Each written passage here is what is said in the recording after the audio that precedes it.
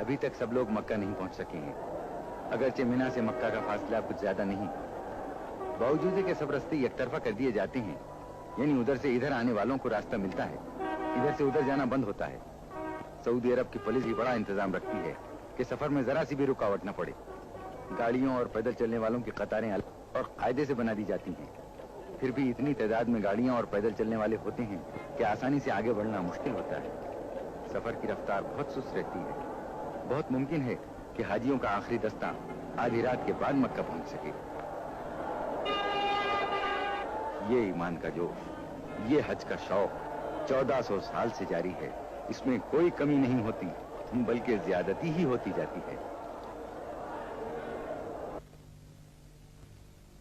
ये पहाड़ियां जो मक्के के मुकद्दस शहर से सिर्फ 9 किलोमीटर के फासले पर हैं, दीन इस्लाम की इब्तिदा की खामोश गवाह हैं।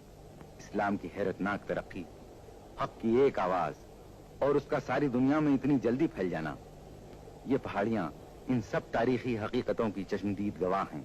पुकारा जिसने बस तुझको पुकारा, करीमा दावरा परवरदिगारा। ये गारे हिरा है। यहाँ नबूवत के ऐलान से पहले हजरत अब्दुल्ला के यतीम जवां साल फर्जंद हजरत मोहम्मद मुस्तफ़ा सल्लल्लाहु अलैहि वसल्लम तन्हाई में बैठकर गौर व फिक्र में कई कई दिन और कई कई रातें गुजार देते थे। इसी गार में हजरत ने फरिश्ते की जबान से खुदा का हुक्म सुना,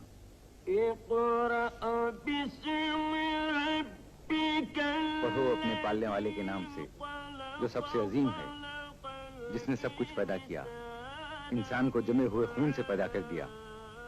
ये नबूवत के जाहिर कर देने का हुक्म था। आज 1400 साल के बाद भी जब हाजी हज का फरीजा अदा करने मक्का आते हैं तो इस गार की जियारत को भी आते हैं, जिसके दिल में पैगंबर इस्लाम के कदमों के निशान छुपे हुए हैं और जिसके जर्रों में उस जिस्म पाक की खुशबू बसी हुई है। दिल के कानों से उसी वही की आवाज